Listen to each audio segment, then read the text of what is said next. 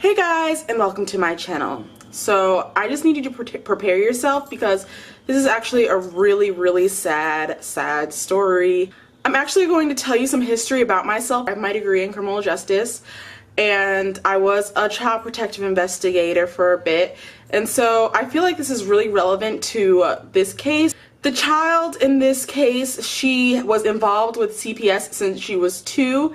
She disappeared when she was 8, and there's just so much neglect and abuse you can tell that happened during the time and between the time that like everything went down. So let's just get into the story so you guys can figure out really what I'm talking about. Relisha Rudd, she was 8 years old when she went missing. She went missing in February of 2014 while she was supposed to be in a homeless shelter with her mother and 3 brothers that she was living there with. She was often described as, being hungry looking unkempt, just not taken care of really by her relatives, just people who saw her and knew her. She would often, she would pretty much like fake sicknesses, like fake an asthma attack just so she could stay with her relatives because she did not like the homeless shelter. So prior to her going missing, she had been absent from school for weeks, really, and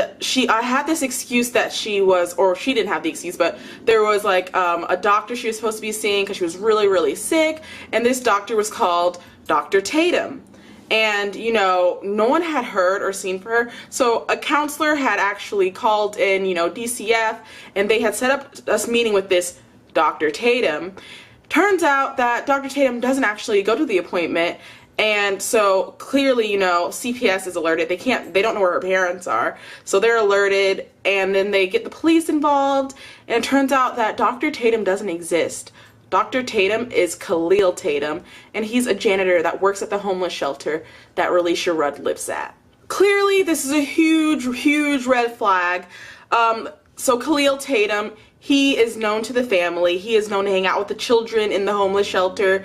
He is known to be actually a godfather of Relisha Rudd. He's very close to the family. He gives the family gifts, and the parents allow him to hang out with this young girl. They allow her to hang out with him and stay with him, and I really don't know the reasoning behind this. Maybe because he was married to someone and he was so giving, the parents thought it was okay, but there's just so many red flags that should have gone up as a parent that it's just ridiculous. Like, there's just no excuse for the parents in this case. They had started the investigation for a missing persons case for Relisha Rudd on March 19th, 2014, and the very next day, Andrea Tatum, the wife of Khalil Tatum, is found dead in a hotel room. 11 days after the body of Andrea Tatum is found, Khalil Tatum is found.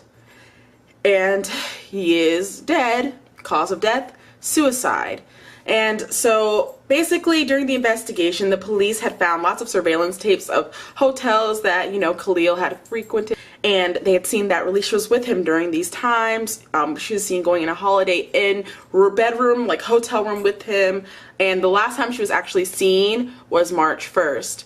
And around that time, Khalil Tatum had made very suspicious purchases, things like garbage bags, shovel, just things that just red flags go off that he planned on doing something terrible. They have still been searching for her as early as even this year. They have been searching for her, and she's just unable to be found. It's just really sad that there's really nothing they can, do or nor they can pursue. But, the strange thing is that there's a lot of finger pointing going on within Relisha Rudd's actual family, like her mom, her grandmother, just things like that. Like, the mom says that during the weeks that she was absent from school, she was supposed to be with the grandmother. Grandmother kind of says opposite, that the mom let her go off with Tatum, and just back and forth like that. And even though it's been made clear that Khalil Tatum did have something to do with her death, it is unclear whether the mom or the grandma can be implicated in any way.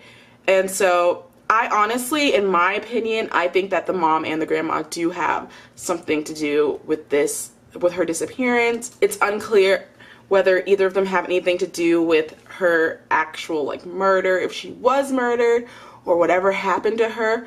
But I think it's pretty clear that somewhere there was some kind of neglect in which she is being allowed to, to go off with this random man at, for long periods of time without the mom actually alerting authorities or being worried for her daughter. And so that is the story I wanted to share of this bizarre, weird disappearance of this young child. So if you guys enjoyed this video, I'm going to be coming out with a ton more videos like it. So hit that subscribe button. Make sure to give this video a thumbs up and hit that bell in case you guys want to get some notifications whenever I post. And yeah, I have all of my socials linked down below. Just follow them. Thank you guys for watching today, and look out for me for later this week. So thanks for watching. Bye.